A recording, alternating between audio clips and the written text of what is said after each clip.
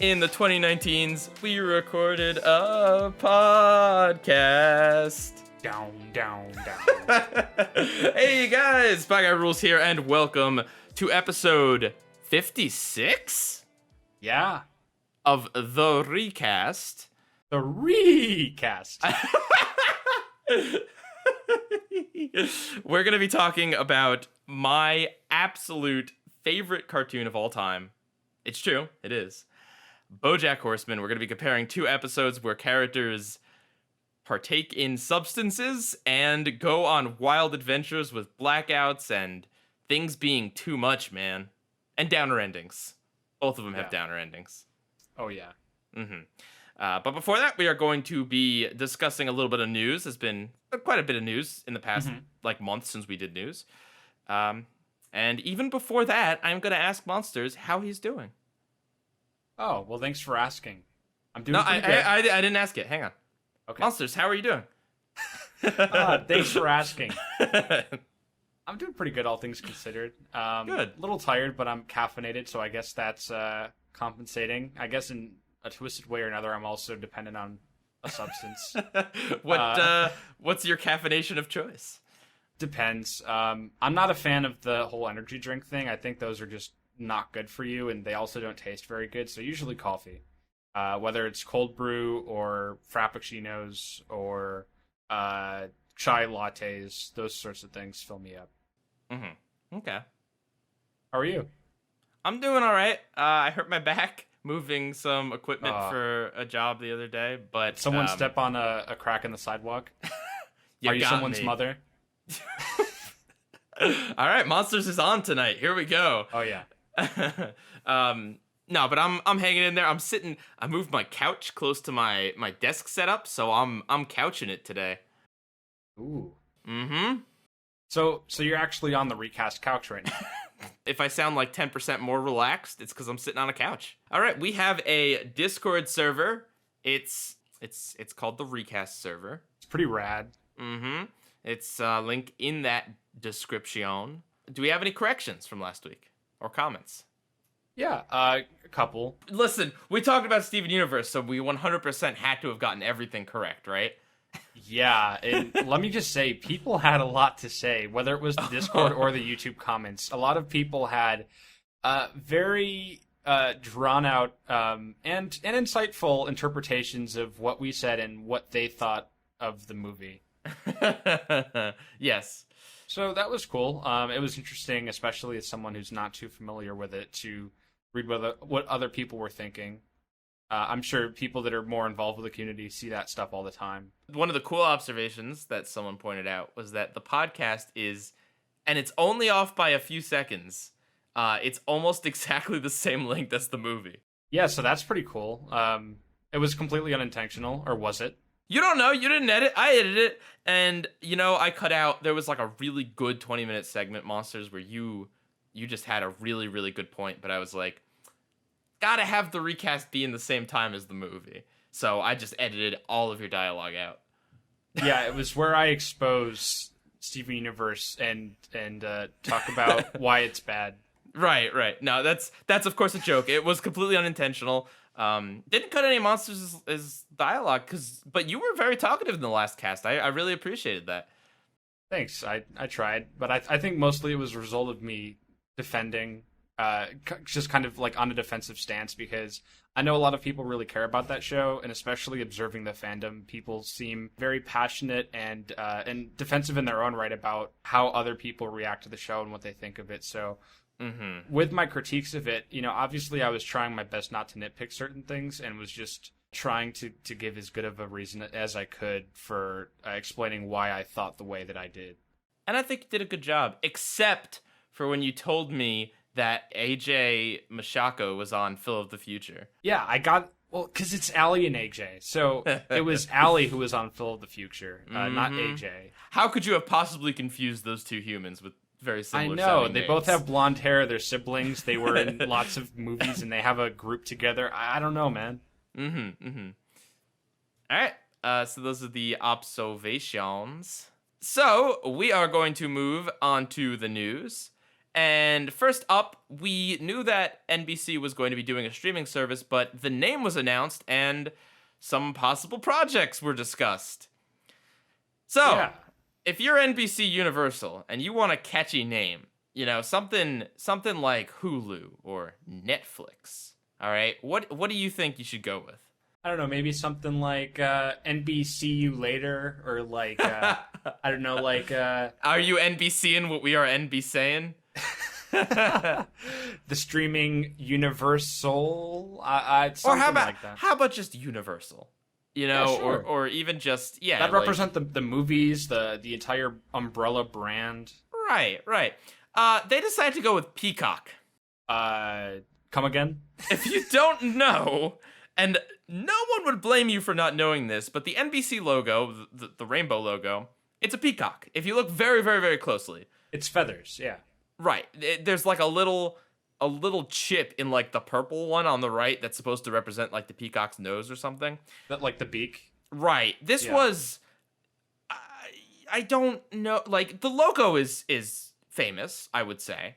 Yeah, it's very iconic for Americans at least. But I don't think it's very apparent that is a peacock. And also, I don't think peacock sounds very good for a streaming service. Well, yeah, obviously it lends itself to innuendo, but it's not like flashy or cool or hip or anything. It's just like, it's kind of like not cool to say. Right. Like, hey, I'm gonna go watch BoJack on Netflix, or I'm gonna watch The Office on Peacock. Like, what? It just doesn't roll off the tongue. Right. Yeah, and I'm sure jokes will be had, of course. Oh, yeah. So they are officially going to be rebooting Battlestar Galactica, Saved by the Bell, and Punky Brewster, which was apparently big for 90s kids. I was too young. Yeah, same here. But I have seen a lot of Saved by the Bell. Yeah, that's certainly a sitcom. Yeah, it's very much a product of its time. Would you say you saw it back in the 90s? It was a very famous TV show. It was, yeah. And then allegedly, they're in talks about The Office. I want to be very careful here because it does not say that. Even though there's been a lot of articles that are like The Office is coming back. Oh, for years, like since 2013, when like season 9 was over. It seems like an obvious choice, so I think it's still pretty likely. But this is not a guarantee, especially because I doubt the streaming service is going to go very well. To be completely honest with you. I also don't you love how this is just the normal, right? Instead of announcing like new projects, they announce the reboots. Like yeah, well, like, I mean, those are the recognizable properties. Yeah, I guess. If they just announce a bunch of new stuff, I mean, unless they have certain creators attached to it, I don't think anyone's going to really care. So if they want a way to hype up attention and drum up people's eyeballs, then they're gonna mention things that people know and love. But that's why you attach people, like you know. Yeah. I also believe that the NBC one was the one that they were in talks about doing like a free version with ads. So like a Sony Crackle. Right, maybe they're gonna try that and try not to really compete, and it's just gonna be just an online hub for their shows. Not really like I don't know. But yeah, this just seems like a very strange step. I mean, they could have also announced movies that are gonna be on there or old shows that are gonna be on there. I'm sure they've talked about it at some point, but yeah. Well, they've got a pretty big library, all things considered. Think about how many, like, NBC was one of the first, like, I guess, established radio stations and television stations. Mm-hmm. So they've been around for, how much material do they have to pick off of a ton? Well, yeah, but don't forget Universal as well. Universal Pictures. Think about how many properties are attached to that. God, like Back to the Future for one. Back to the Future, Jurassic Park. Yep. Old stuff, new stuff. Yeah. So, I mean, it's something to keep an eye on, but it's definitely in the. I'm not really excited for this particular streaming service. Yeah, the only thing I would really get it for, off the bat, is The Office. Yeah, but I would probably sooner buy the DVDs or Blu-rays. Yeah, that's probably a smarter move. Personally. Okay.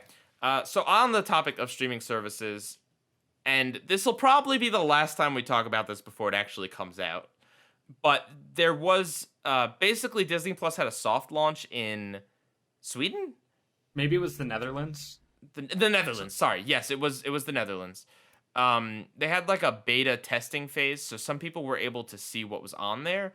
So basically, we have an info dump of every single thing that's going to be on there day one, and we're not going to list all of them because I don't think we could feasibly do it in this podcast.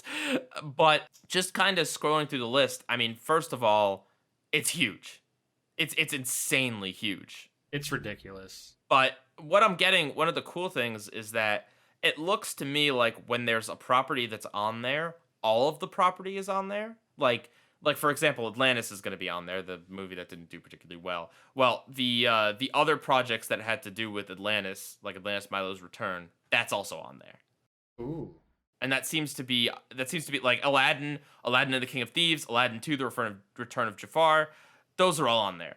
That's nice. I like to see that. If you know, you want to get the full series. There's also some funny stuff, like there's Freaky Friday 1977, Freaky Friday 2003, Freaky Friday 2018. Don't worry, you guys will be getting Hannah Montana and Miley Cyrus, the Best of Both Worlds concert. Ooh. Oh, and they got Halloween Town, Halloween Town 2, and Halloween Town High. I feel like there's another one though. Return to Halloween Town? Yeah, that's right. I guess they're ignoring the weird reboot. Unless it's later on. Is it? Maybe, if it's not. This is listed alphabetically. Hitchhiker's Guide to the Galaxy, really? Disney owns that? Dang. It was probably done through Buena Vista, which is their unbranded distribution. Right. Holes, all the Iron Mans. Think about how many properties that is combined. They have Blue Sky, they have DComs, they have Buena Vista, they have Marvel, they have Star Wars. Kazam? Goodness. They have all the Disney animated movies. Oh, they got Life is Rough. They got Life is Rough with Kyle in the House Massey. The Lizzie McGuire movie. Mars Needs Moms, really? Ooh. Oh, look, just for you. What do they got? They got Jack Attack. Don't worry, Monsters, just for you, they got My Fake Fiance, whatever that is. Sounds like a reality show. Yeah, right? Oh, and Olaf's Frozen Adventure. God, Impossible 2019. Oh, they got Quince. This is just insane. We knew there was going to be a ton of stuff, but it's just kind of like seeing it listed out. And I mean, this is the day one stuff. Like, it's just Turner and Hooch. Like, what? And yeah, we haven't even gotten to TV shows yet. Oh, yeah, sorry. Those are all just movies. If you didn't think that was enough. Yo, they got Agents of S.H.I.E.L.D. and Agent Carter. Heck yeah. They got Henry Hugglemonster, so don't worry. Sounds like a Disney Junior thing. It's a show about you monsters. What do I have to do with Huggle Monsters? You meet a friend named Henry, and he huggles you. Huggles Monsters? Yeah. Ultimate Spider-Man, Teacher's They have gargoyles. Pet, Sweet Oh, I've always wanted to see gargoyles. Yeah, they got that. And Gravity Falls, for those of you that love Gravity Falls. Well, I mean, it's been on Hulu for years, so, you know. But still, it's nice to have. Yeah. Kingdom of the White Wolf. That's got to be a National Geographic one, right? Maybe. Gordon Ramsay, Uncharted. Now, will Gordon Ramsay be allowed to? Will he be allowed to swear on Disney? I'd say no. Can he do bleeped swears? That's the question. I don't think so. So, are you feeling any more positive, Monsters, about Disney Plus? I still am more scared than I am impressed, to be honest. But the thing is, you can't do anything about it. So I know. I mean, you have a right to be concerned, but you could also just, put away your fears and watch all 3 Beverly Hills Chihuahuas. Just the sheer selection of first day titles that we just listed off, that would already be enough to launch, some sort of super streaming service that was like a collaboration. Like, think about everything that we just listed off and compare that to if Universal, Netflix, and Prime combined together. That would be no competition. Well, yeah. What about this is so much more content than Boomerang or the DC Universe. I'm not saying it's same quality or anything or even competing, but just this is day one. Yeah. The only thing that sets me off about this, really, and I haven't gone too in-depth with this, is just the fact that in kind of the early days of Hollywood, there was an issue because the studios owned every means of making a movie. Yeah. So everything from just like exclusive contracts with stars and all of the production studios and things like that, all the way to the distribution. Like a lot of studios owned the theaters that they were playing their movies in. Wow. And they actually had a Supreme Court decision, I believe, that made it so that the studios couldn't own the distribution aspect of it because it, like, otherwise they would have had too much power and influence. Right. But now you see that creeping back because Disney is in that position right now. These movies are still showing in cinemas and things, and they still have them on TV. But with how massive this is, they basically own the entire vertical integration production model of making media. So do you think that this list here, like, it's basically just taunting the government or someone to do something? It should be. I don't think anyone's going to do anything about it. Think about how in the past 2 years, how many mega corporations have conglomerated with other mega corporations, and no one stuck up an eye about it. Yeah. I mean, I don't want to get too much into the politics of it, but Right. But yeah, no, I mean, in today's current climate, it doesn't seem like anyone will do something about it. It seems like maybe other networks or companies might try to do something, but I don't know, man. I'm just saying, like, I mean, Disney hasn't been doing anything wrong other than just flexing. I just personally come from a place where I think such valuable media should be spread out amongst more sources of power and not just one big company. I mean, I get you, but again, no one else but Disney is actually opening the floodgates in this way right now. You know what I'm saying? I guess it's just kind of, if a company has to own all of this crap, I'm glad that it's Disney doing this. You know what I mean? Like, because again, the alternative is that Disney continues the whole Disney Vault model, right? They buy up things like Star Wars or whatever, and you never see the Clone Wars again. You know, or you have to pirate it, or they sell it for really expensive, or they rotate it in and out, or whatever. Like, it's, yeah, I do 100% feel where you're coming from. I'm not. Yeah, no, I understand where you're coming from too. I feel like I'm being very pessimistic about it. Ultimately, I don't. I hope, and I'm fairly certain that nothing bad is going to happen. It's just the possibility and chance that it could. So right. Okay. All right. Well, let's move on. Have you ever heard of a boy named, not Johnny Test, but Ash Ketchum? Oh yeah, Pikachu. Gotta catch them all. Where's my dad? Yes, his famous catchphrase. So, Ash Ketchum has finally won a Pokemon League. Wow. 20 years and counting. I would say that this is a spoiler, and it is, but everyone else has already ruined this, so... Yeah, and I feel like the vast majority of people that know, just like the commonplace folk, haven't even seen the episode or probably haven't seen Pokemon in years. It hasn't even made its way to America. It only just aired in Japan. So the thing is, there was a screenshot of Ash holding the trophy, which of course could have been a fake out. Like, it didn't necessarily mean it, but I believe this was put out on some sort of Japanese news before the episode even aired in Japan. Yeah, that makes sense. You know what? I'm happy that people are excited that Ash won, and I'm sure a lot of those people just would not give a crap about the anime or ever want to watch it or do anything with it and only care for just this was a character I knew growing up. And that's fine. That's fine. No one has to care about anything. It's not like outrage or anything too. Like, people are pretty happy about it. Like, like, it's weird. A lot of people are really happy and excited for a fictional character. Well, there's some I'll give the full context in a minute, but yeah, no, it kind of bugs me because it's like, you know, I was watching Sun and Moon, the anime, and I would want to see this. I don't, to me personally, being told Ash wins a league means absolutely nothing because I would like to see it. You know what I mean? Like, I want to see him triumph. If they just give him the league, like if they just give him the trophy and it's a lame battle at the end, that's terrible. That's just, the writers just chose to give it to him. That's not like the character earned it.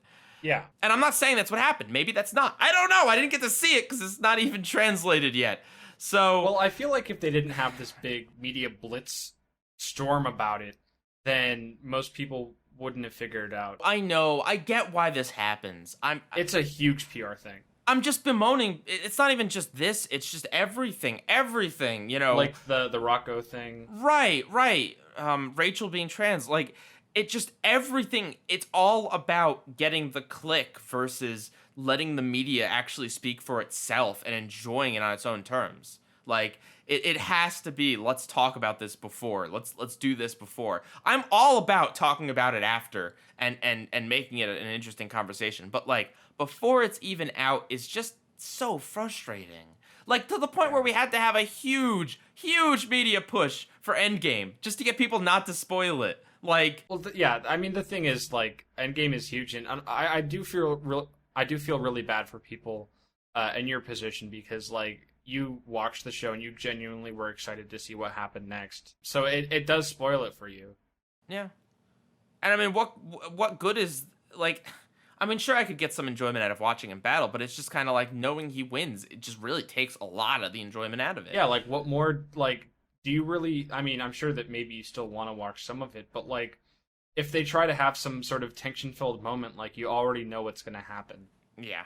So it completely takes any sort of, like, ease or feeling out of it. There's nothing to do about it, unfortunately. It's obnoxious. The only thing really that could be done is if these holders of media decided to say, you know what, no, like we'll do the media blitz, but we'll do it after it's out. And of course, with this, it's complicated because of course there's a Japanese premiere and an English premiere, so you know it's very hard to do that correctly. Who knows too? Because I feel like if it was the media blitz, there's still a potential that it could have been a snowball thing, where like people that watched it when it was in Japan, like, post screenshots onto, like, Reddit or something, and then, like, right. Indie outlets pick it up, and then big outlets pick it up from indie outlets and things like that. But yeah, no, I was just kind of bummed about that. As far as Ash winning, the reason why it's such a big deal is because, well, obviously he hasn't won in all this time, but particularly in the last series he was in, the last tournament, he kind of got robbed towards the end. He was doing really, really well. And even in the Sinnoh League, apparently he did really, really well, and then at the end, a guy came out with a Darkrai and other legendary Pokemon to just be like, LOL. You thought you were going to win. Not in my house. Right, like... So, you know, it is a big deal. I was actually talking with Chuck Conroy earlier today, and he was also saying that apparently in an interview, one of the guys that was like the head writer on the anime for like the first 9 years, and then just a writer on it for the next like 10 before passing away, he apparently said when Ash wins a league, the series will be over. Like, so there are some people that have like know that and are thinking about like, well, there's rumors swirling about, not that the series is going to end, but that it's going to change, that Ash isn't going to be the protagonist, that it's not even going to follow one region anymore, it's just going to be stories across all of the Pokemon regions. These are just complete rumors. But that's another reason why people are excited about this news, is that it does kind of close Ash's loop and potentially leads the way for something new. And then, yeah, I mean, there's people who just, you know, Ash Ketchum is a cultural icon, and even if you haven't thought about him in the past 18 years, chances are in 1999 or 2000, you were watching the show. If you are, you know, probably 30 and under now, you were watching the show. So yeah, it's a big deal. I'm happy for Ash. The other component to this is that Sun and Moon, as I've talked about, is a more laissez-faire series where, although Ash does some training, the focus is not really on battles. It's a much more slice of life type show, which definitely I enjoyed for like a season, but then eventually kind of felt like they should have stopped. Like with that, like that works for a season for like 40 episodes and then doesn't work for the next 40 episodes. Yeah. But yeah, some people are feeling like it's not right for this Ash to win because this Ash didn't even have 6 Pokemon. He had 1 fully evolved Pokemon, or sorry, 2 fully evolved Pokemon, and just isn't the strongest he could be. And I, honestly, and for truly, I get that argument. There are people who are upset with people making that argument.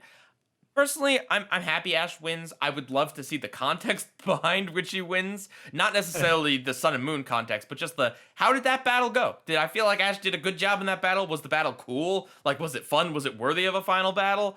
If so, then cool. I'm happy for Ash. If it was that would lame, be a really interesting discussion to have. Like, which out of the 20 plus years that Pokemon has been airing, which Ash is the most qualified to get the championship? People X and Y. There's contention between X and Y and Sinnoh because his team was also really good in Sinnoh. But X and Y, literally one of Ash's Pokemon, like mutated into a new form. Like, Ash discovered... Ash Greninja is a thing. Ash discovered, like, a new form of fusion with Pokemon. Like, I'm not even kidding. That's how powerful he was in that anime, is that he created, like, his own technique. I didn't see it, but, I know the highlights.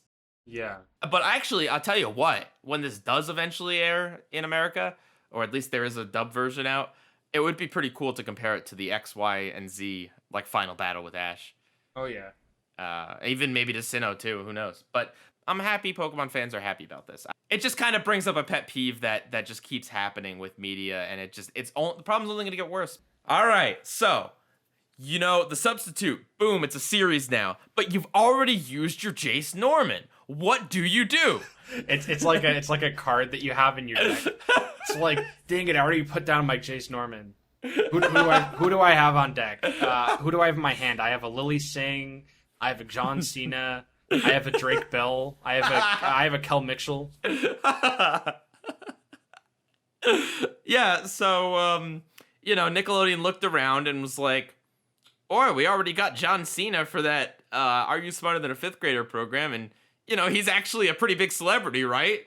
So, boom, first real episode of the show, I guess, October 4th. If you're like a middle schooler and John Cena comes to your school wearing a wig and you don't notice this buff muscular dude and like not immediately recognize that it's John Cena, I don't know what to tell you. I mean, he is invisible. Let's be real. Oh yeah, you can't see him. Yeah. Oh, and then of course for that sweet synergy, right after The Substitute is going to be an episode of Are You Smarter Than a Fifth Grader? Ah, gotta love that cross promotion. Mm-hmm. You know what? You're absolutely right, Monsters. Kel's going to be on this. 100%. They have no reason not to include him. Yeah. Even though I don't know if you'd call him much of a celebrity. Yeah. He's on all that. Yeah. And I also don't know how much of a celebrity you'd call Jace Norman. Hey! Jace Norman is sorry, my I apologize hero. to the 3-time winner of Kids' Choice Award Most Valuable Male Star. Again, as always, unironically, I like you, Jace Norman. You're a cool guy. Come on the cast. Yeah. Someone get us in contact with Jace Norman. Yes. If you know Jace Norman or Captain Man who can get us Jace Norman. Yeah, we'll plug in the signal. Mm-hmm. All right, we are going to go on our break, and when we come back, things are going to get real. Real?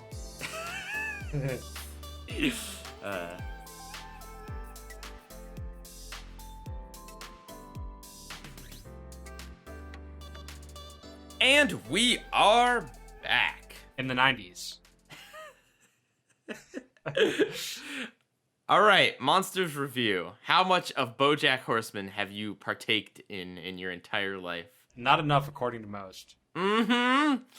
And by most, I mean you, mostly. Okay. Everything I've seen from it has been really delightful. But to answer your question, about half of season 1, and then just assorted things that I've seen for the recast. Okay.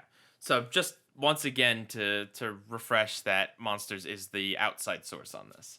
Yes. Okay. I picked these 2 episodes because, of course, I really wanted to do a BoJack comparison. We did one with Tuca and Birdie, but I wanted to do one that was just BoJack. And personally, I find that BoJack is very fresh in its ideas. It does have episodes that have things in common with them, but I think that downer ending and That's Too Much, Man, especially seeing them back to back, are inherently kind of like tied together.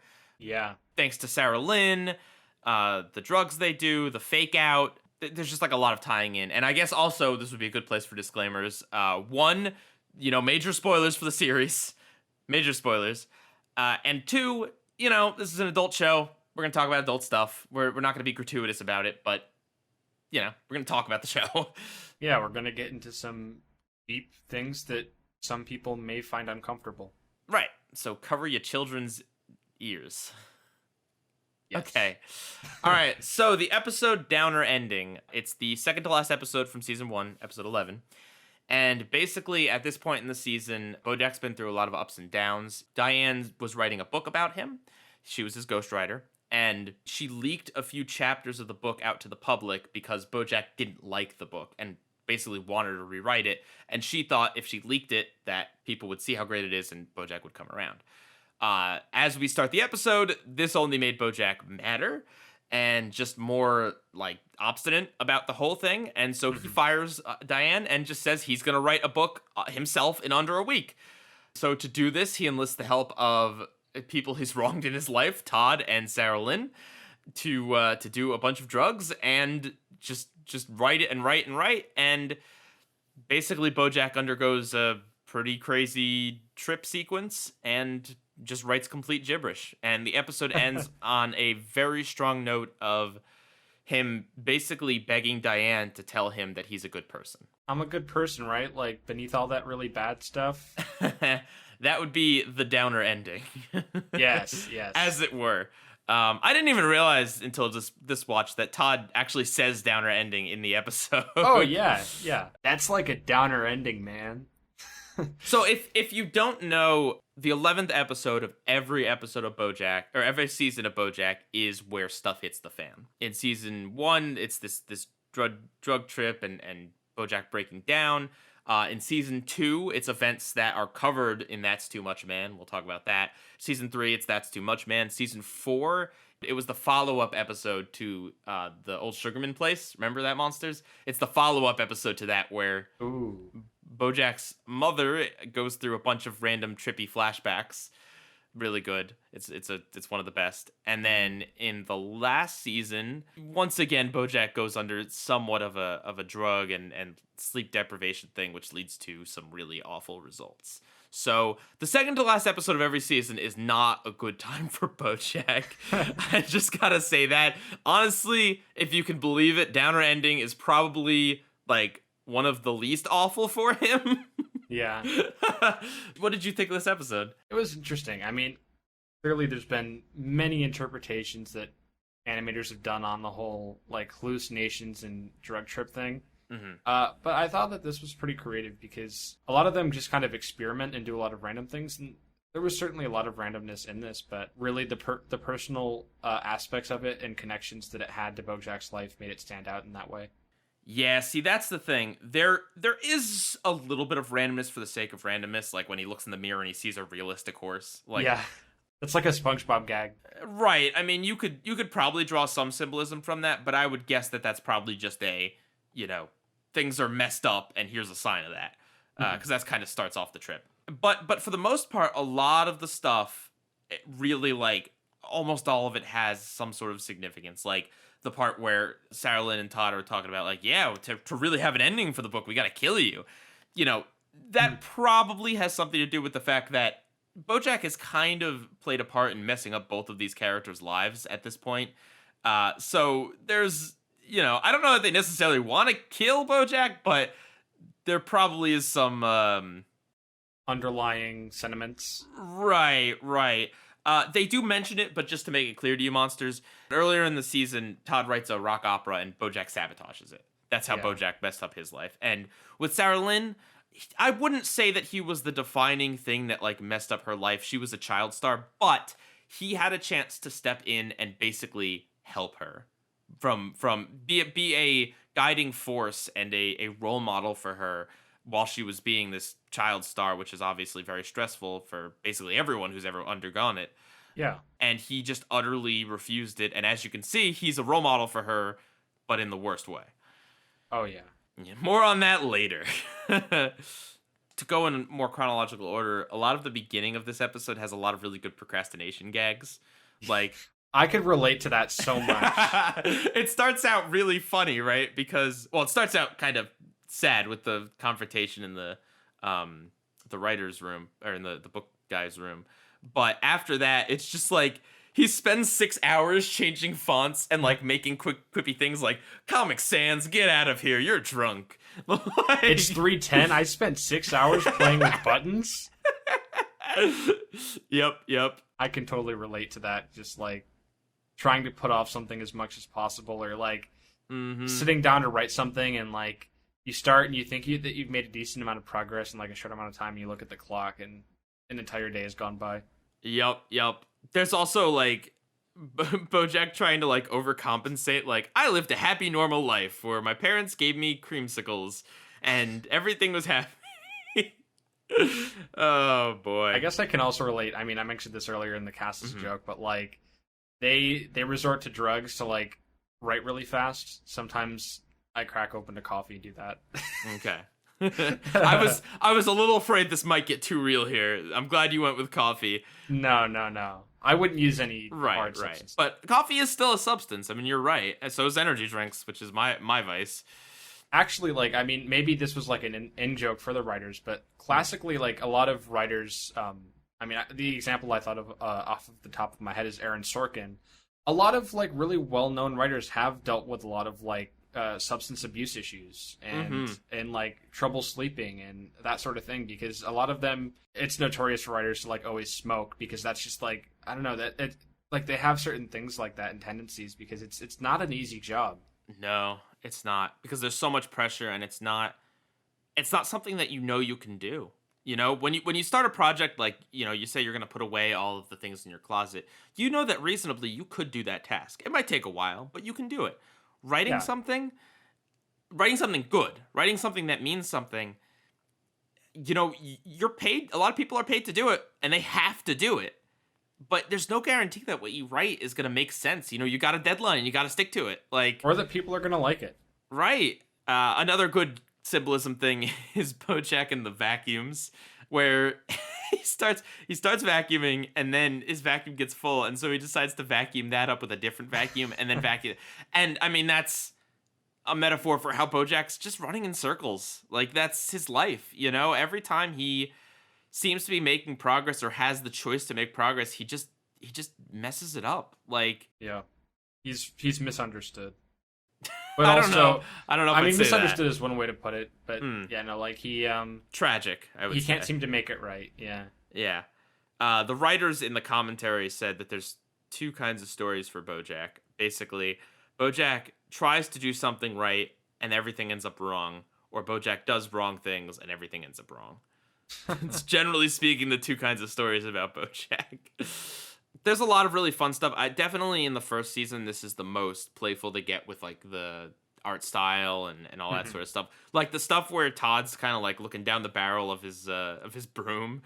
Oh yeah, where they thought it was guns. Yeah, that's really cool. That's a really like dynamic shot that they don't usually go for on the show, and I'm glad that they push it, because I think it all looks really good. It was this episode too where he didn't have like an outline for a little bit, right? Yes, he doesn't have an out. This is also so basically, like, the drug trip kind of has two phases. It has one phase where it's him and Sarah Lynn and Todd in the room, and although they're definitely out of it, they're still like in the room, and nothing too insane has happened yet. I mean, there's jokes about pulling out guns and stuff like that, but the second phase of it is the joke, or is the fake out that 2 days later, where Diane comes in, and then Diane turns into a Cronenbergian monster.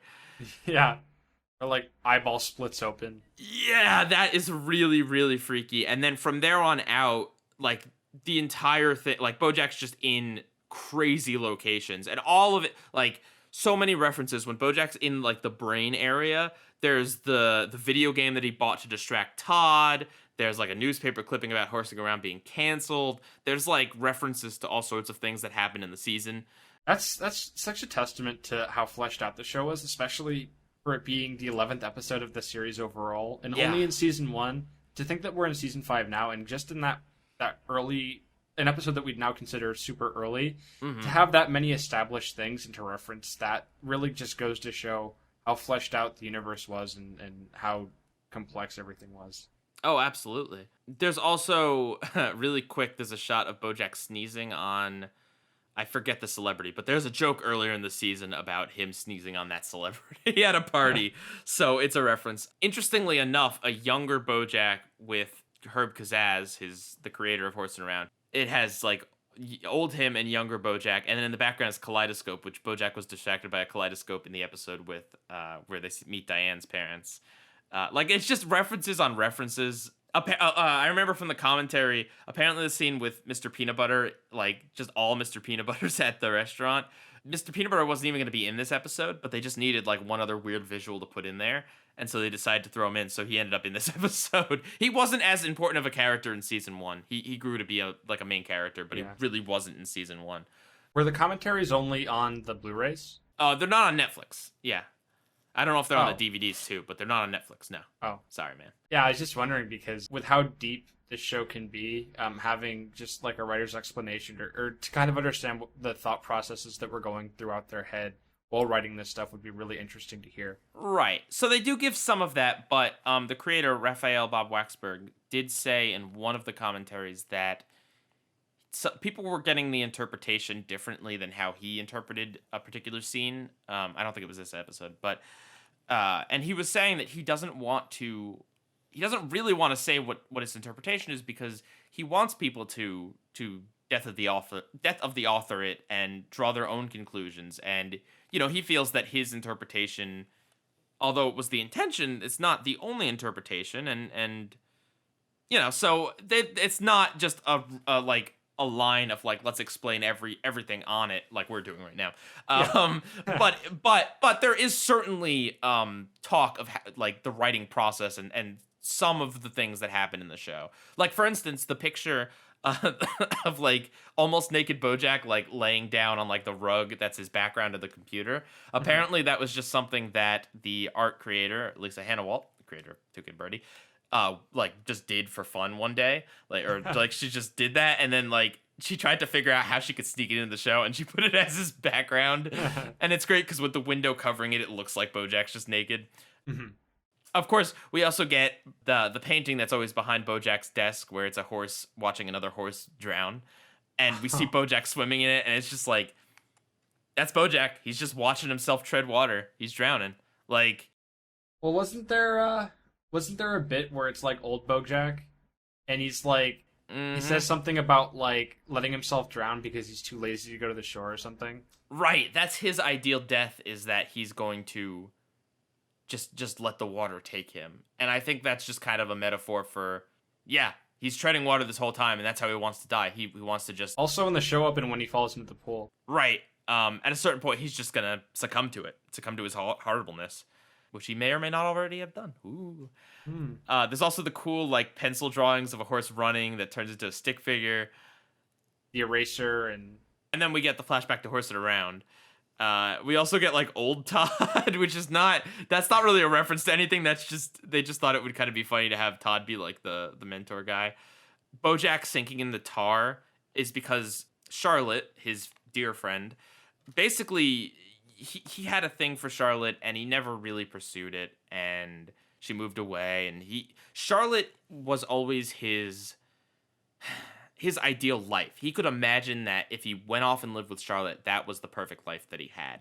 Even though when he goes in season 2, that's not how life works. Just because you imagine a person to be like, the perfect spouse for you, and if you had just gone with them, everything would have been perfect. Like, all your problems would be gone. That's not how life works. But anyway, the reason why he's sinking a tar pit, other than that being a metaphor, is that he had a conversation with her about the tar pits. Also, BoJack's mom talking to him about going and doing the lollipop dance, that is referenced in the episode Free Churro, much later on down the line. I won't talk about what that episode's about. BoJack, you're nothing without the lollipop dance. Now go out there and dance. Also, BoJack's mother and father being dead. Foreshadowing. And then, what did you think of the Peanuts reference? Oh, that was... My favorite part was at the end where they just go 5 cents. Yeah, I liked Mr. Peanut Butter's cameo as Snoopy. Yeah.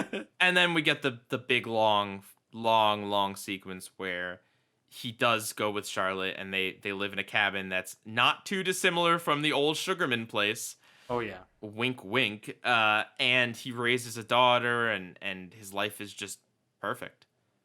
And that's what BoJack thinks and wishes. But, the irony is that if he was just a better person, that life could be his life. Not with Charlotte, but... A lot of the reason why he is in the position that he's in is because he's messed it up. Yeah. Certainly, I mean, things happen in life, so, like, there's a chance that even if he was a good person, they wouldn't be there, but still, like, just the likelihood of it. Mm-hmm. I mean, like the whole thing in the series is, I mean, it's the end of question of this, tell me I'm a good person, and Diane not being able to do it. You'll notice that she doesn't say he's a bad person either, because that's kind of like the whole question of the show and the whole question of humanity. Like, is there a good person? Is there a bad person? Or is it just people who do things? Yeah.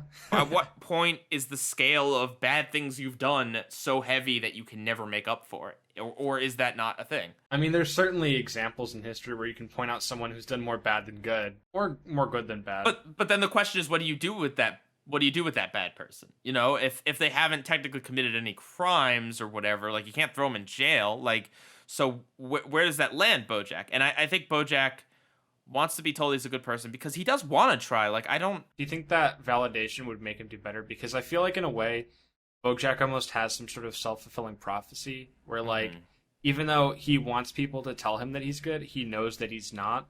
So it leads him into a self-destruction spiral that, like, makes things even worse. Right. Well, over the course of the series, BoJack basically wants other people to hold him accountable. And I think that's the thing, too. I think if Diane had told him he was a bad person, I think that also would have been satisfying to him in a certain way. But the fact that she didn't say anything at all, she wrote his book, she heard all of his stories, she knows him better than anyone else at this point in the series, and she can't even say herself if he's a good person or a bad person because she wants him to hold himself accountable for his actions. No closure. Yeah. Yeah. Because that's the thing. It's if this was a TV show, I mean, it is a TV show, but if this was a sitcom, she would be like, "Of course you're a good person," and then the credits would be roll wrapped up nicely. Mm-hmm.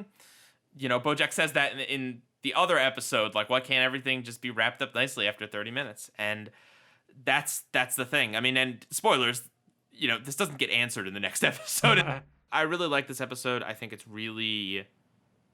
I think there are other things you can interpret it. Like, I don't think my way of interpreting it is the only way. And BoJack as a character is just fascinating. Like, He's unbelievably complex. He's not static. He's not two-dimensional. There's so many layers. He has such a history. I know. And what's interesting about BoJack Horseman is that it's a show based on how BoJack interacts with other people.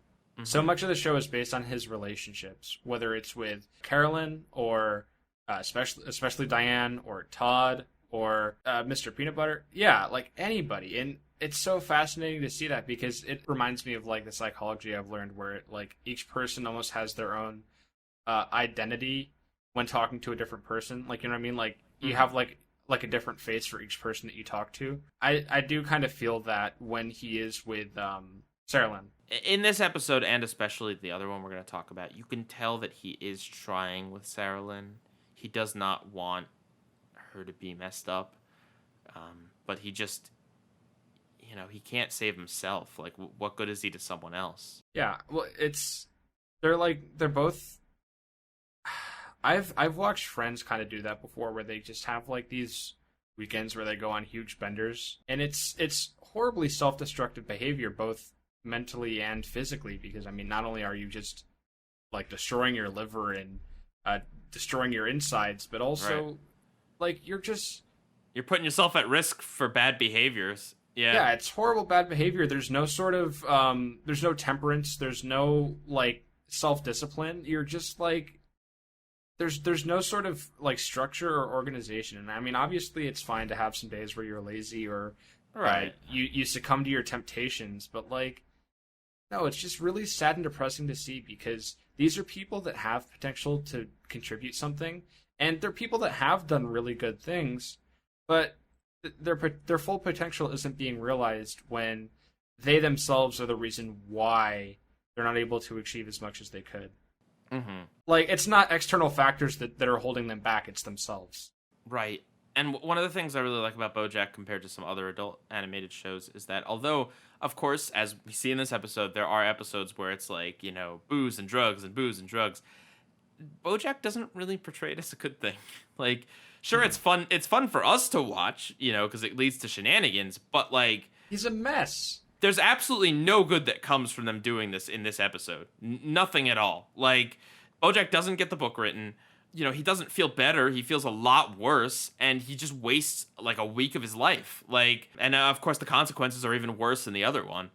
But yeah, no, I feel like this episode really does push the boundaries of BoJack in terms of the visuals, the symbolism, just the story itself. Like, I don't know, it's just a really interesting episode, and I think it also does work decently well kind of on its own, although it is, of course, tied to the consequences of things that happen in other episodes. Yeah. You want to kind of know where BoJack stands with these characters, but they do a decent enough job kind of reminding you about some things. But yeah, and also, I mean, we didn't talk about it, the first scene of this episode where they're in the office, and BoJack is just really mean to Diane. Yeah, he just completely, like, disregards her as a person, and... Right. Makes fun of her career, makes fun of her talent, makes fun of everything. Like, what do you do in a situation like that? Because, I mean, I'm trying to think of it from Diane's point of view, and, like, she clearly has invested a lot of time into this project, and it means a lot to her, and especially, like, you know, BoJack is a pretty significant person, but at the same time, it's like, he's very stubborn, he's kind of a drunk mess, and he has an ego through the roof. So how do you react? And I guess ultimately at the end of this episode she doesn't. Yeah, she's not incredibly surprised. Because they agreed that they were when they were gonna do this, they're gonna do this warts and all. And that showing BoJack's flaws will make him, well, she says in this episode, showing his flaws will make him more relatable, and that's absolutely true. But BoJack doesn't want to feel exposed. And I mean, it's and what's cool about it is that, of course, you know, he flies off the handle and it's not cool, but he has a justification for it. It's not just like, you know, he's grumpy or like whatever. Like he, you know, having all your, it's one thing to say like, okay, yeah, we're gonna write a book that tells the story of my life, and yeah, sure, we'll include some bad stuff in it. And then it's another thing to actually read that book back and say, and because all it is it's everything that BoJack's ever done, both the good and the bad, just completely put on display for everyone, including himself, to take a look at. And that's hard. It's a huge risk. It makes him vulnerable. So you understand where he's coming from. And at the same time, too, Diane knows that he's probably going to have a similar reaction. But, you know, what he does is completely uncool and just completely wastes all the work that she's done, that he's done. And basically, in this episode, he just completely undoes any progress that he made over the season, really. One more thing I want to say about the very end of the episode is that silence and sadness is punctuated by the wonderful chime of, "Aren't you the horse from horsing around?" Which is just, it's such a, like, it's so funny, but it's also, like, I don't know, just taking you out of the sad moment for, like, an intentionally stupid joke. Yeah, it's...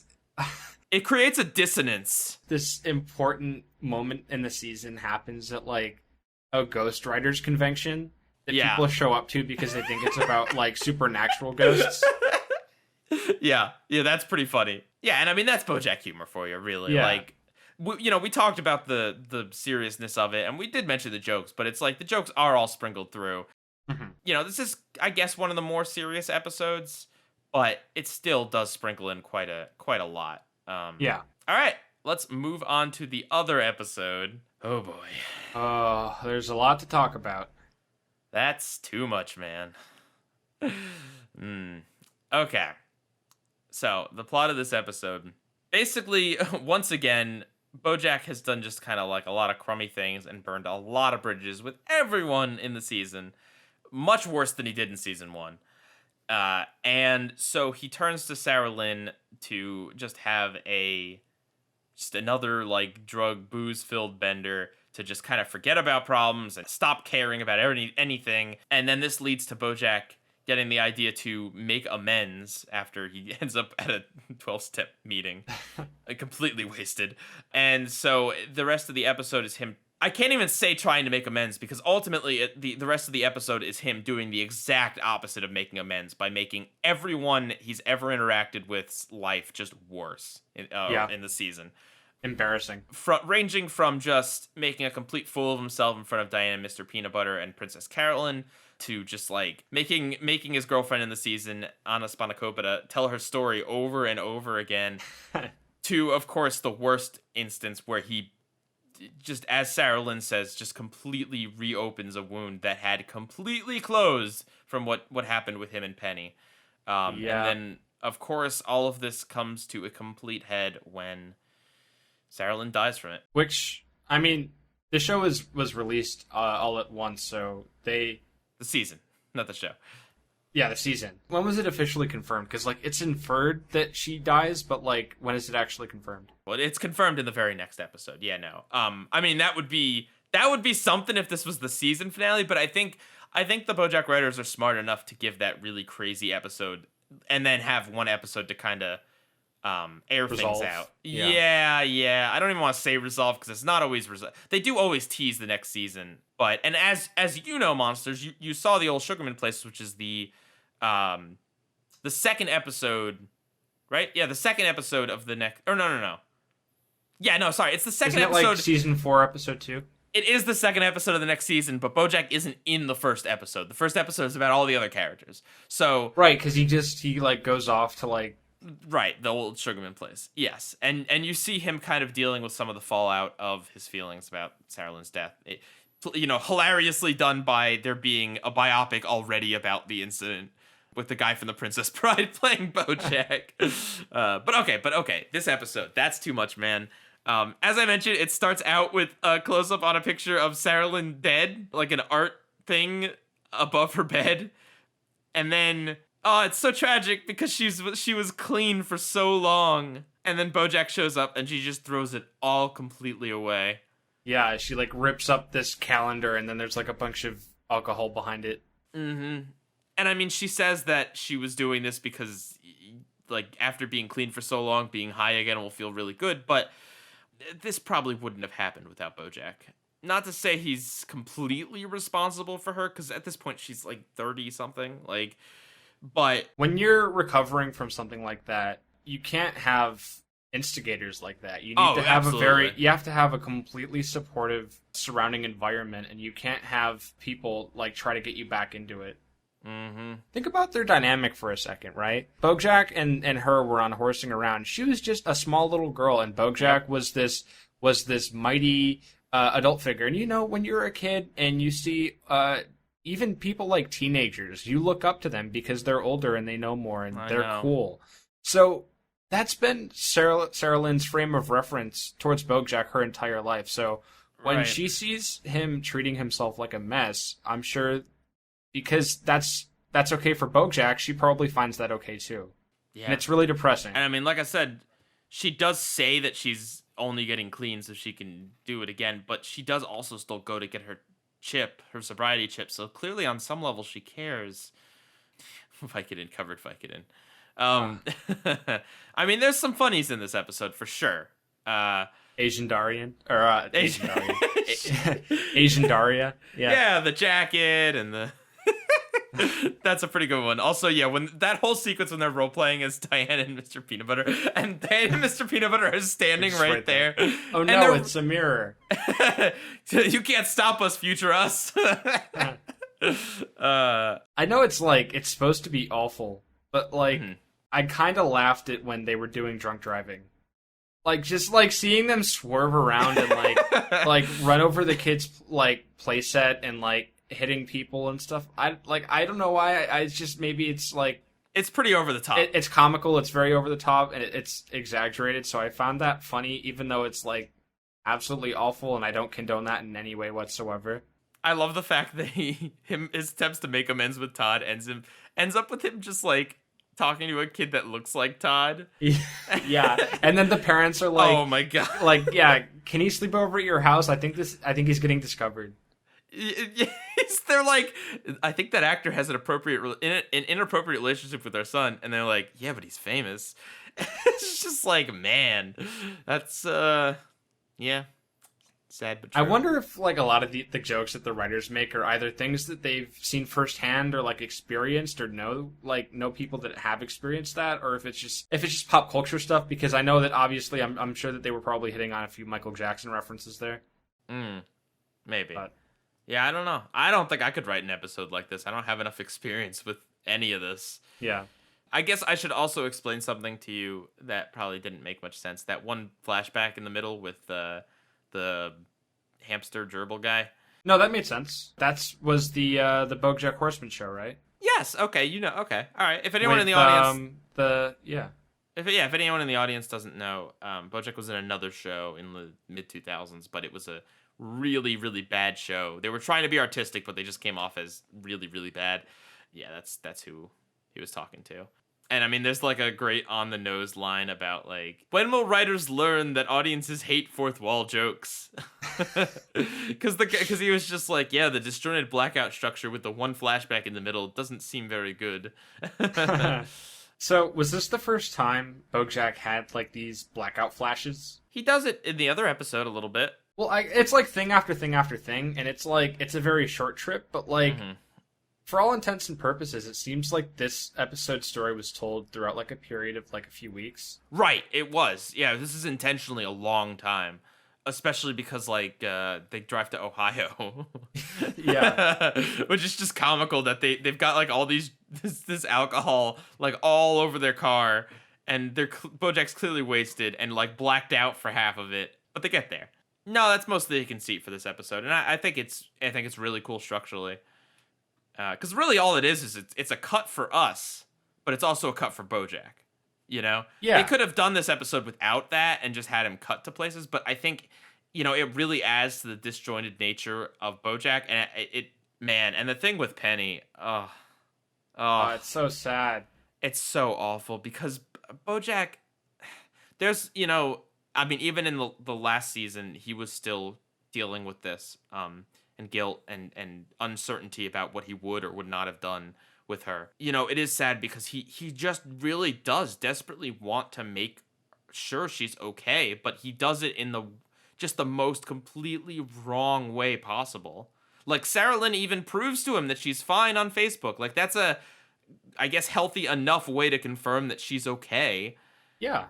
And, like, before he did anything about it, like, she looked completely fine, like happy, content, social. But he's got to make it about him. And it became about him when everybody started to surround him. The thing is that BoJack spends a lot of time, I mean, this goes back to the treading water thing. He spends a lot of time trying to think about how he could make it up to people who he's already burned bridges with instead of treating the people that are already in his life better. That's ultimately it. I mean, he doesn't see it, but it's like, you know, he feels like he ruined Penny's life, but Sarah Lynn is right there in front of him. He's currently helping her ruin her life. Like, and that's the tragedy of it, is that, and the show kind of makes these parallels between Penny and Sarah Lynn, because they're both younger women in BoJack's life, and BoJack had an influence on Sarah Lynn when she was younger, and Penny was 17 when he met her, and it's just, that's just the tragic thing of it, is that he's so busy trying to make up for something that he did in the worst way that he just can't even see what he's doing.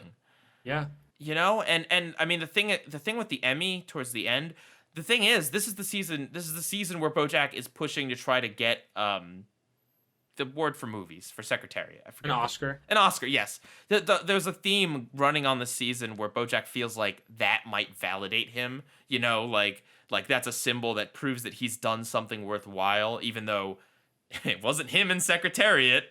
Yeah. Which is another layer, but they kind of place this whole value on award shows in the season, and so BoJack is understandably upset that he doesn't get an award, and here Sarah Lynn is, and she actually won an award, and she's so out of her mind high that she didn't even go to the award ceremony. It's so sad. Especially where she's just like, you can tell she's clearly under the influence. She's like, oh, I actually won. I kind of wish I was there. Yeah, when she comes down, it's like, ooh, you know, and she talks about wanting to be an architect. She never had a chance, you know. That's the unfortunate truth about it. And it's not. I think it's wrong to put all the blame on BoJack, but 100%, you know, he was a bad role model in her life, and he also, I think, more importantly, he had the chance to be a good one. Here's the thing. Like, I think BoJack did a lot more harm to her than he did good, and like, yeah, I think he certainly took her for granted, and. Honestly, yeah. I'm certain that if BoJack hadn't interfered with her life, whether it be unhorsing around or whether it be calling her up to do a bunch of drugs, that she would still be alive. I wonder if he ever questions that. Like, if I didn't do this, she would still be here.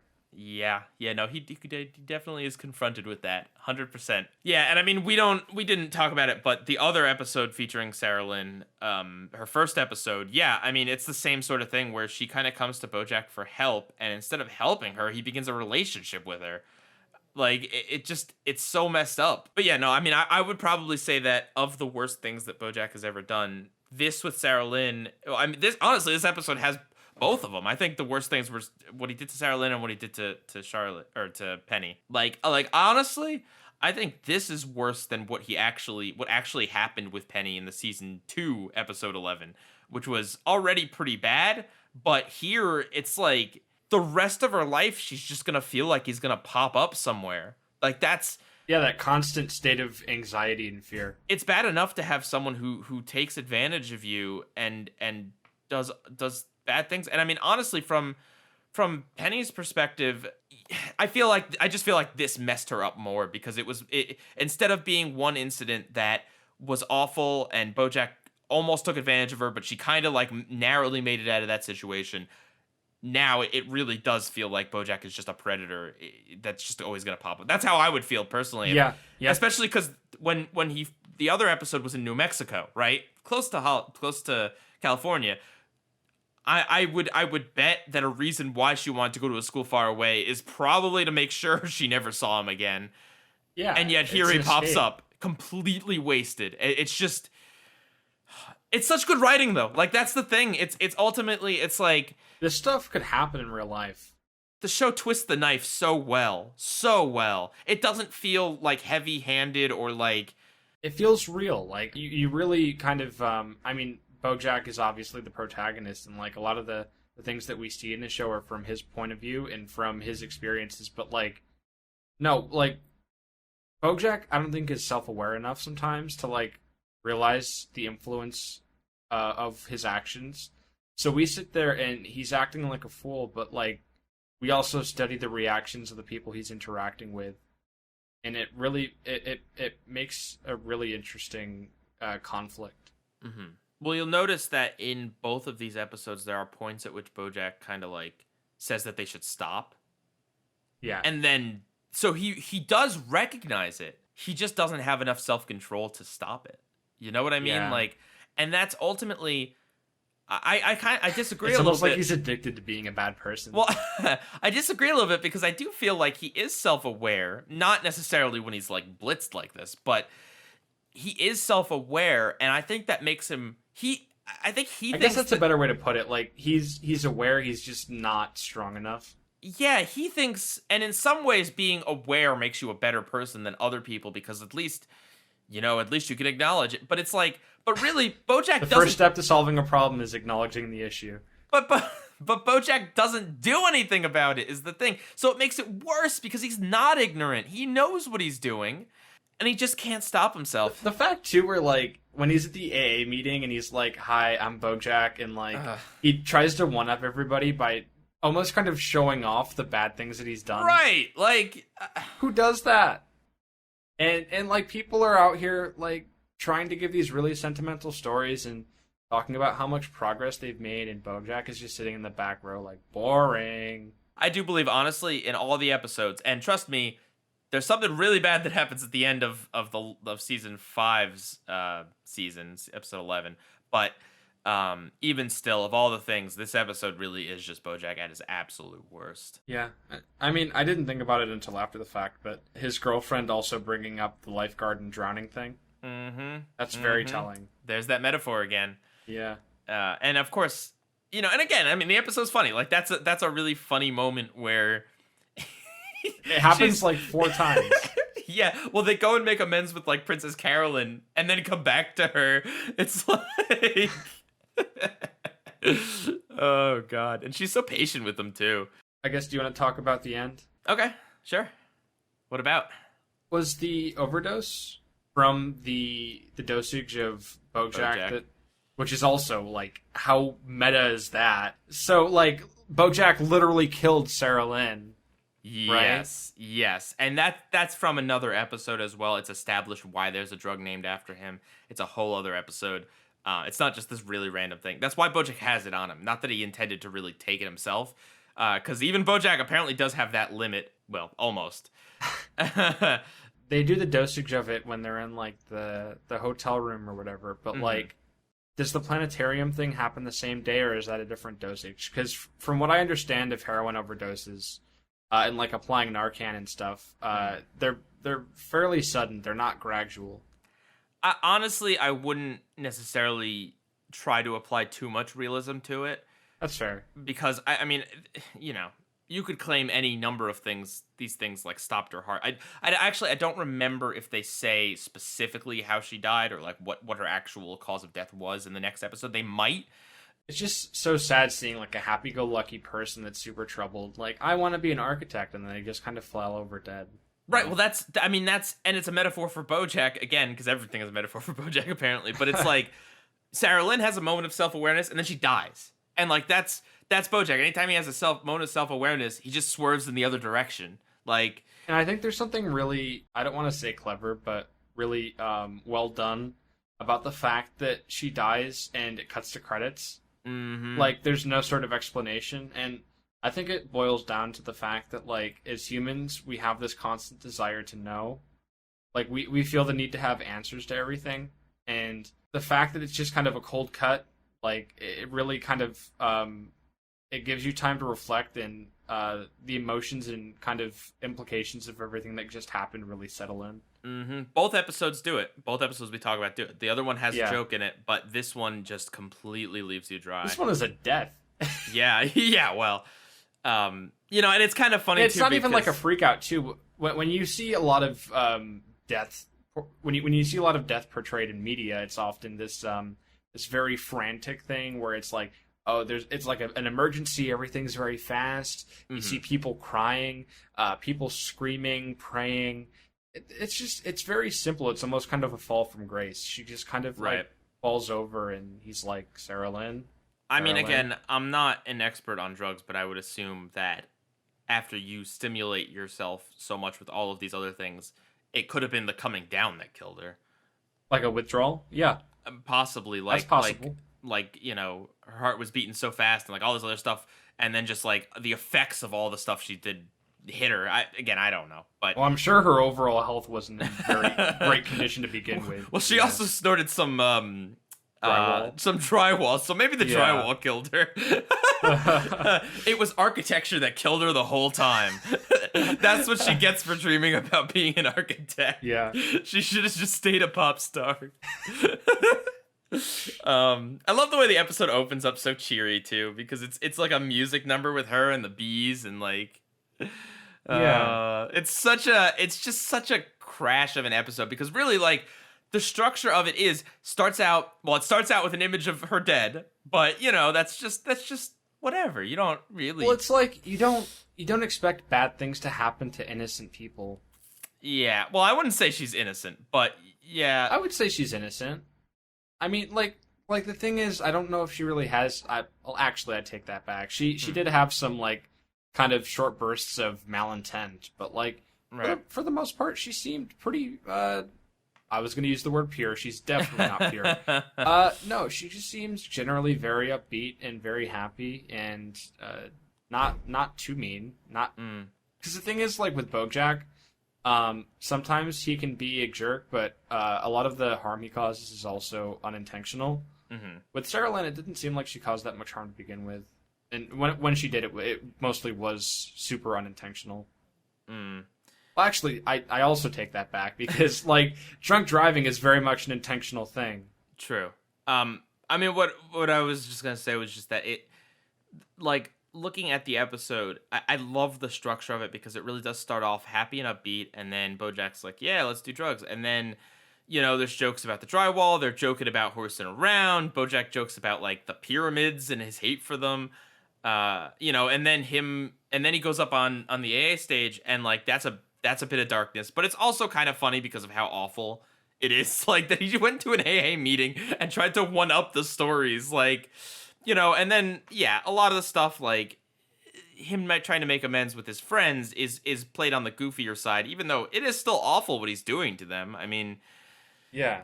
Like, Peanut Butter and Diane take it decently well. They're like, sleep it off in the guest room. They're not, like, upset that he trashed their house. Like, They trashed their house and also, like, smashed their window to get in. and mind you, when Diane falls, she falls on her hand, which was broken a few episodes ago. That's why she's, like, that's why she has a protracted, like, ow, come on.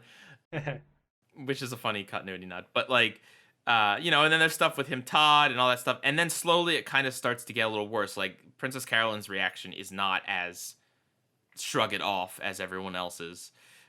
No, yeah, she's like, she has a look of disappointment. Right. And then, Anna finally tells her full story, and BoJack, she just completely doesn't get it. Like, she's a line of help for him in that moment, and he ignores it. From Penny to Sarah Lynn's death, it's all just down. So Priorities, man, priorities. so yeah, it's just a great episode, and it much like the first episode, it really does kind of feel like the whole season culminated with this, and even not even just this season, but the fallout with Penny. Like, BoJack does talk about it in like the first episode of this season, but it's like this is when he really talks about it quite a bit. And it admits it. And even still, even then, he tells the people her real name and tells them to look her up. He doesn't care. Like, that's awful. It makes you really wonder, like, you see this stuff happen, and a lot of the time, because it happens so quickly, you kind of laugh it off. And because, think about all the things we just talked about, that was packed into a 25-minute episode. I know. So it almost, and I feel like in some, like, weird, twisted way, the fact that BoJack has existed for 5 seasons and he manages to do, like, at least some of these things every episode, it's almost kind of like you get used to it, and not necessarily that you excuse it, but it's like the impact becomes less and less.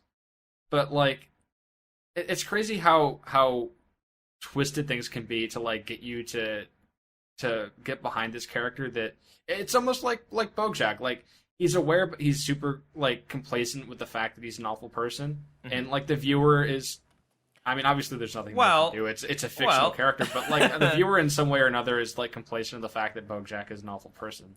I will say, season 5 of the show has BoJack playing a character named Filbert on a show where he is kind of, like, misogynistic and whatever. And basically, at a point in the season,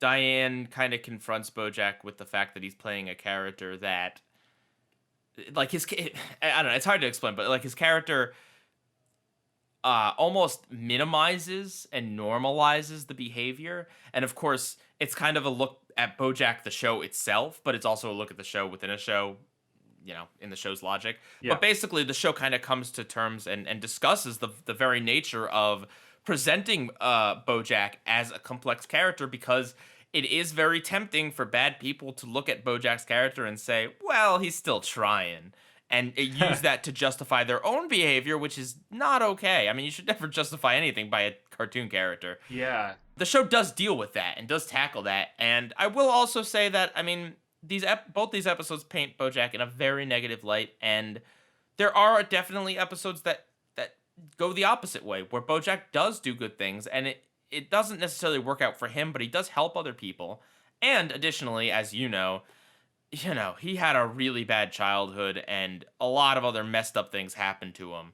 Not that doesn't excuse it, but I think the whole point of the show, in my opinion, is to paint BoJack as complex and as, back and forth a character as you could possibly be, to the point where, he's crossed so many lines, but you do kind of still see some motivation in there. Even if you don't think he's a good person, you can at least understand where his faults are and see the humanity in it, ironically, because he's a horse, haha.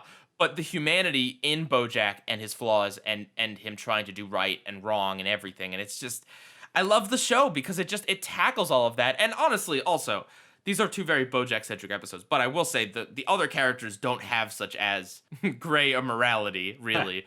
Diane, despite, she does have flaws, but she is not anything like BoJack in the bad things that he does. No, she has morals and ethics. Yeah, Princess Carolyn, although her morals can be flexible when it comes to doing her job, she is overall a very sympathetic, moral character, and her flaws come from the fact that she feels like she can do everything herself, and her own disappointment at her own life and her own failures.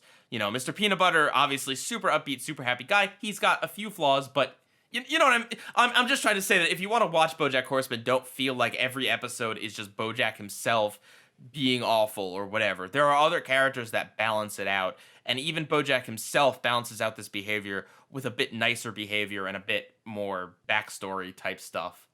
Yeah, back to that idea I was talking about earlier about how like the show examines relationships. It's like it really makes you think about that ripple effect. BoJack had a bad childhood, in that like that gave him a troubled upbringing, which in his influence on others gave other people troubled upbringings, and it just kind of spreads out, you know? And Monsters, that's season 4. Why did BoJack have a bad upbringing? Because his mom had a bad upbringing. Yup. Mm-hmm. And that's like the whole thing with Hollyhock, his daughter, in season 4. Like, you know, it's just kind of playing with these notions.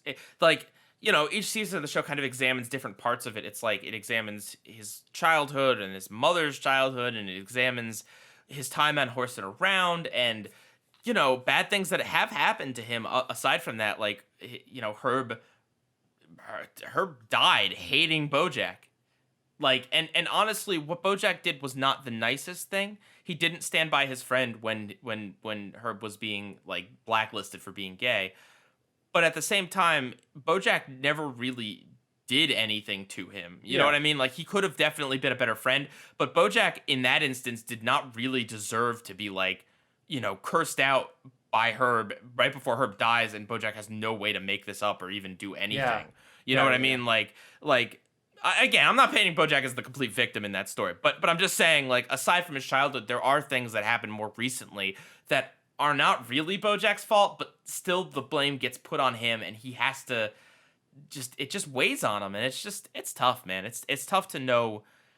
It's tough to really know when you should be making amends and when you really do need to just move on and try to make better with the people that are still in your life. And the sad thing about it too is, like, I think back to that moment where he was at the college and all those people swarmed him.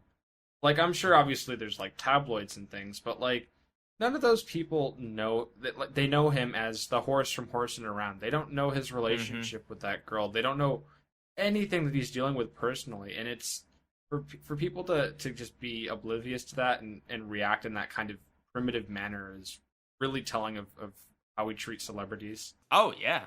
I mean, that's the other thing, too. I mean, we talked about Sarah Lynn being a child celebrity, which is, like, the most traumatic kind of celebrity. Yeah, I mean, it's a textbook example of, like, think about all of these tragedies with certain girls that came out of Disney, like Lindsay Lohan and, I guess, to some extent, Miley Cyrus. Yeah, not as much, but yeah. There's other examples. But yeah, and I mean, like, BoJack wasn't a child when he got into acting, but, you know, he had a bad childhood, and kind of coming out of that childhood, he went on to this thing, and throughout the whole series, like, he has to deal with people saying that Horse and Around was a bad show, and, you know, he has to deal with the fact that the Secretariat movie he wanted to make wasn't going to happen because the director wanted to make a low, cheap, crappy film, you know, and then he had to deal with the fact that he wasn't even in Secretariat, but he gets all the praise for it. Like, there are things that happen to BoJack that are very unfortunate and very tragic and very, you know, and again, like I said, I mean, this is the worst episode of his behavior, in my opinion. There are others that are, you know, up there, certainly, but this is the absolute worst. So I don't really want anyone, if they haven't seen the show, to just kind of hear us talk about these episodes and think that every episode is like this, because it's certainly not.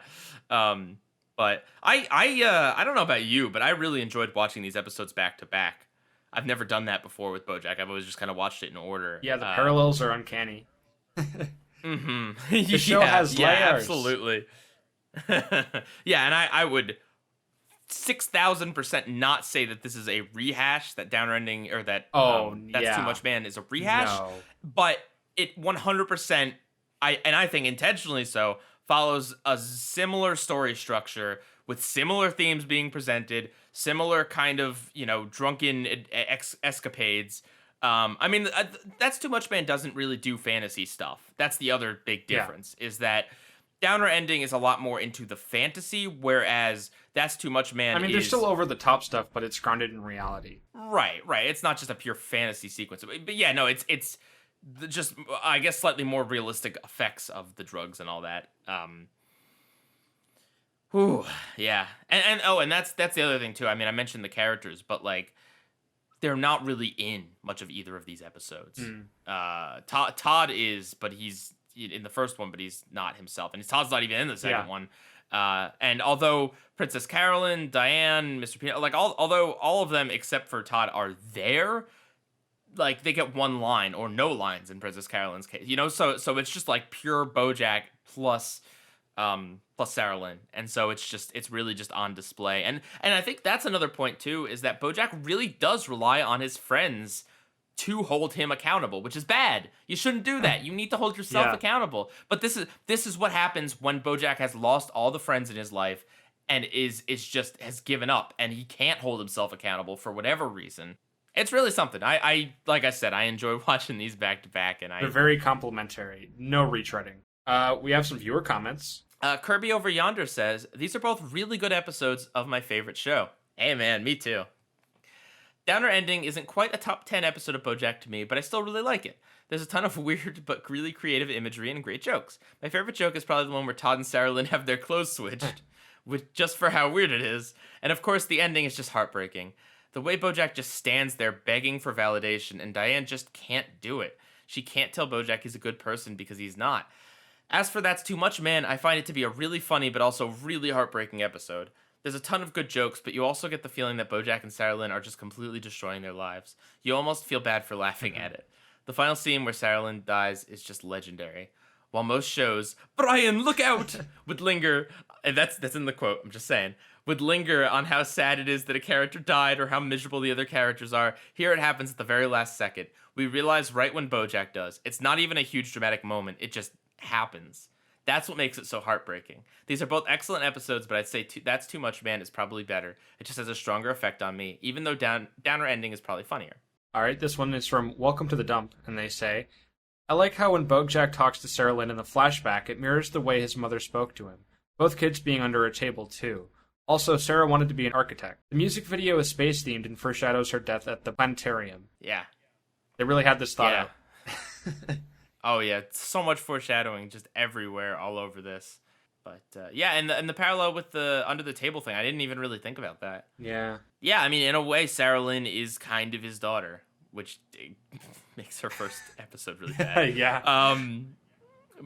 But it's true. I mean, you know, she's until Hollyhock comes around, she's the closest thing. He didn't raise her, but he had a big influence over her life. He's responsible for her in one way. And he could have absolutely done right by her, but instead he just used her as a tool to get high, basically. In both cases, I mean, in the first episode, in Downer Ending, she's the one that has the connection with Doctor Who. Like, you know what I mean? He called her because she could get someone with drugs. He didn't even seem like he really cared that she was there. I mean, obviously she could help him write the First and Around Years, but like, it's not like he really valued her there. It wasn't her company. Yeah, it was her connections. And similarly in this one, it just, I mean, in That's Too Much Man, it does seem like he does feel a kindred spirit with her because they both went through the show. They do have a little dialogue about that. I don't think that BoJack doesn't care about her, but I do definitely think that he used her in both situations. She's the one who supplied all this stuff in that episode, right? I mean, he mentions, you know, hey, put it on my credit card, but she's the one who already ordered the beer and has the Vicodin covered Vicodin. I love that joke. I don't know why. You know, lying around, like, she's the one that supplies it, and so that's just so sad. It's just it's so sad. And yeah, I mean, like Kirby says, it's not sad because they play really sad music over it, and you know, she dies like right at the second that, you know, if she had lived a second longer, this would have happened. No. It's just sad because it's so pointless and so random and so punchy at the end. It doesn't have BoJack crying or even a reaction. I mean, like you kind of mentioned, like, you don't even really know she's dead in this episode. She could have been in a coma. She could have just fallen asleep. Right, it could have been a fake out. I don't think BoJack would do that, but other shows would have done a fake out. Absolutely. And again, we're so used to like the blown out reaction, so just seeing it pretty subdued, I think makes it more raw. Also, Monsters, if you remember from the old Sugarman place, there's a scene early on when BoJack's driving. He stops driving and he stops to look at the stars. Hmm. Very Yeah. similarly, they're like realistic stars, just like in the planetarium. And also, I mean, it looked from the looks of it, they were the only two people in the planetarium. So it was very much like a last moment shared by them and them only. I think it really does highlight that there is no putting doing the right thing on hold. You know, there really isn't. There is no, well, I'm gonna get wasted now, or I'm gonna do this now and then deal with my problems. Yeah, like putting it off. Because later may never come.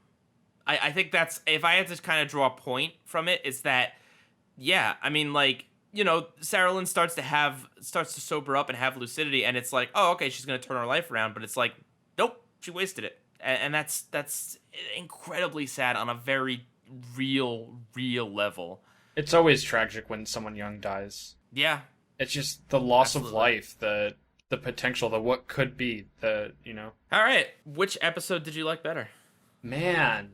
I know. Is this tough for you too? It is, I guess, the safer answer, and the one that I'm gonna go with is That's Too Much, Man. I mean, Downer Ending is, I think, a really poignant episode. I think it's a highlight of season 1 and a highlight of the show overall. Maybe not in the top 10, but maybe up there. But That's Too Much, Man. I mean, it Packs more of a punch. it really does. It really, the 1-2 punch of Penny and Sarah Lynn.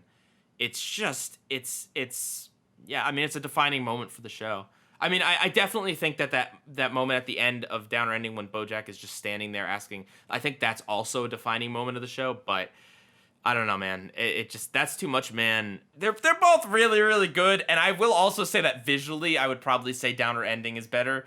But That's Too Much, Man. Really, it's like a nexus of the show. Really, you know, it happened in the 3rd season. We're gonna enter the 6th season soon. So as of like right now ish, it's like the almost the exact middle of the show, and it references things that happened before it, and it has events that are still weighing on the characters, Sarah Lynn and Penny. Like, it's just this very important episode to the show that's very emotionally satisfying and sad and interesting, even on its own, even without having watched the episode right before it just now. I gotta give it to That's Too Much, Man. And also, can we talk about the name for a second? Like, Downer Ending is a clever name, but That's too much. titling the man. episode her catchphrase. Oh, Well, also thinking about the fact that it's an overdose. Yep, that is too much. Yeah. It's too much BoJack. Yeah. It's too much to handle. You see, like, the reason why I hesitated is because in my gut, the answer is that's too much, man. But I always feel, I guess the word is guilty, because, like, I feel like oftentimes when you put, like, a more comedic episode versus a more, like, serious episode, I usually pick the serious one. But I have no shame in admitting that I just enjoyed myself more, and even though I physically can't relate to a lot of the experiences that they endured, something just still felt like really close to home about it. Look, we all have our vices. Yeah. I mean, it doesn't have to be as simple or obvious as, like, substance abuse. You know, it could be emotional closeness. It could be, you know, procrastination. It could be what, you know, it doesn't have to be so extreme as BoJack and Sarah Lynn's.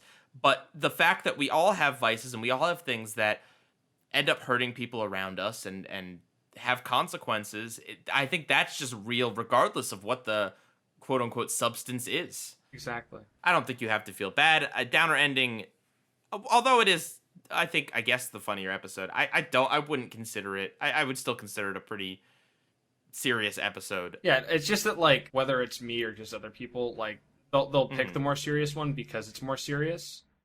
Right. It's tough to, I mean, it is tough to compare, and of course we don't, you know, we do pick at the end, but I wouldn't say that we take this so 100% seriously, like you can never change your mind and this is your final opinion on it.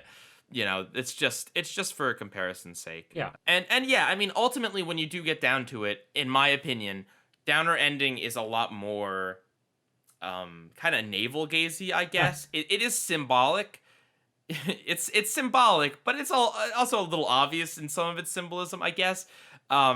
Whereas That's Too Much Man is more of a story, I feel like. There's a lot more to go like off Downer of, Ending too. Like, the characters are very fleshed out at this point. Yeah, so I do feel like Downer Ending, although I enjoy it, it is a little bit more simple than That's Too Much Man, and That's Too Much Man does kind of do some of the same things Downer Ending does, so it just, yeah.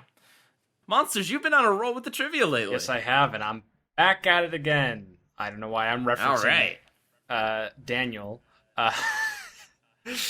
Darn, Daniel. Today, we're going to do BoJack Fun Facts. Oh, I'm going to ask you questions about Mr. Horseman. And you tried this last time, by the way, and it didn't work out so well for you. Well, I think it's going to work out pretty great today. Okay. Oh boy, that's what I hope. Okay. And I think you're going to do pretty well, but I also tried to be pretty selective with what I chose.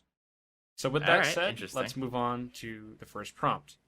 The first question is, how much does BoJack weigh? Oh man, it's in tons.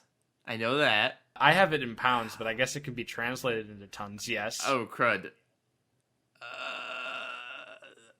It was revealed in the pilot episode. Yeah, 1,763. Unfortunately, that's incorrect. It's 1,200 pounds. Which I'm really rusty on my math. That might be equal to just like a ton. Okay. But good try. Thank you, Monsters. Yeah, that was pretty tough. I'll give you that. All right, well, the second one, I guess, is a gimme because we talked about it. The question is, BoJack plays a legendary racehorse in the 2015 eponymously titled film. Secretariat. That's correct. Digitally added, I believe, from what I read. Yeah, yes. I read up a little bit on Secretariat. It seems like he has a pretty cool backstory. Mm-hmm.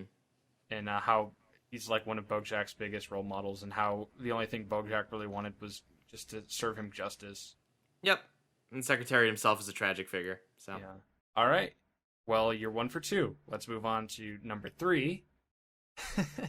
How much money did BoJack make per episode of Horsing Around? Oh my god! All right, let me get 10K Bill over here. It's in the episode where he visited Herb Kazaz. Right. Well, you see, Monsters, towards the end of the show, I'm sure he was paid more than the beginning, but I don't know, 1.2 million. No, that's incorrect. The figure is 30,000. 30,000 per episode, which is crazy because I did look up some like reference points. I was like, okay, how much have some people made before? And I think I read that like at one point Charlie Sheen was making $1.8 million per episode of 2.5 Men. Yep. Tim Allen was making like 1.25 million during the last season of Home Improvement. All the Seinfeld people were making millions. Seinfeld, Ray Romano. All right. So yeah, 30,000 in comparison to that seems like not a lot. That might have been earlier in the show, but anyway. That's true. All right, what's number 3? Number 4. What's number 4? All right, number 4 is, what was the name that Cuddly Whiskers originally gave to the BoJack Horseman show? I'll give you a hint. It's like completely unrelated to BoJack. Isn't it like the Untitled Project? Is that your final answer? Yeah. It's incorrect. It's called Mitch's Life. Oh. It was called Mitch's Life, and executives were really receptive to it. And then, like, when BoJack got involved, it didn't turn out very well. Yeah. All right. Well, 1 for 4. I told you I was pretty selective. You stepped it up. I approve of this. All right. Final prompt. And you may or may not know this because it's from one of the episodes we covered, not this recast, but in the past. What name does BoJack give himself when talking to Ed the Fly? Wait a minute. Let me think. It's something like, it's got to be something like Guy Incognito. I know it's like something really stupid and obviously a fake name. It is that, yes. Yeah. It's like person. I don't know. It's like, give me a hint. What letters does it start with? It starts with an H. Oh, and it has the word fake in it. I don't know, but I'm gonna laugh when you tell me. So tell me. All right. Well, the answer is Hambone Fake Namington. Some of his other aliases have included Chadwick Boseman, BJ Novak, Bojangles, Jock Jam Doorslam, Henrietta, Bobo the Angsty Zebra, and Horse Guy. Right, yeah. Aren't you the horse from Horsing Around? Yes, I am. Aren't you a little horse to be horsing around? All right, 1 for 5 is pretty bad. Yeah, but I mean, hey, I'll give you this. Like, I did some deep searching on the BoJack. Just kidding. I didn't do very deep searching. I was scrolling through the BoJack wiki trying to scrape up some things that I didn't think you were gonna get. You did a good job. I'm gonna give myself a pat on the back with that one. Good job, Monsters. Yeah. I gotta get back at you with trivia, maybe next week. Oh boy. Next week on the recast, we are going to be starting our Halloween month, where we are going to have lots of really good Halloween stuff, ending with, I think, something that people are going to really, really enjoy. Oh yeah, it's gonna be pretty spooky. But I also think that next week's is a pretty fun one. You guys know how much I like Batman, right? And I know some people wanted me to talk about more, like to do an actual recast on the DC animated universe. So we ignored what you asked for, and instead we are going to be giving you the dynamic Scooby-Doo affair from the new Scooby-Doo movies versus What a Night for a Dark Night from Scooby-Doo and Guess Who. So the old Scooby-Doo Batman team up and the one that aired like this week Yeah. on Boomerang, From a franchise that recently celebrated its half a century age. yeah it's pretty insane. Maybe Scooby will have some existential, maybe it'll end with Scooby asking Batman, do you think I'm a good person? So ain't Scooby, you gotta lay off those Scooby snacks, man. Oh boy, yeah, this should be a fun one. I feel like this is a really interesting one. Oh yeah. There was also another Scooby-Doo Batman team up movie thing. I forget what it's a part of. It might have been a part of. Was it a part of that Batman show that was Brave and the Bold? Maybe. I don't know. There's another one out there, but the ones we're covering are from the new Scooby-Doo movies and from Scooby-Doo Guess Who, which is, again, the newest one. So, yeah, come back for that, and stay tuned all Halloween for some pretty sweet Halloween treats. You guys better get excited. We have some great stuff planned. I guess you could say Halloween's going to be invading us. Oh, yeah. There might even be a fog of boo-kinis. Shut up, you scaredy pants. All right, we will see you guys on the next cast. PIEGUYRULZ out. Catch you guys next time.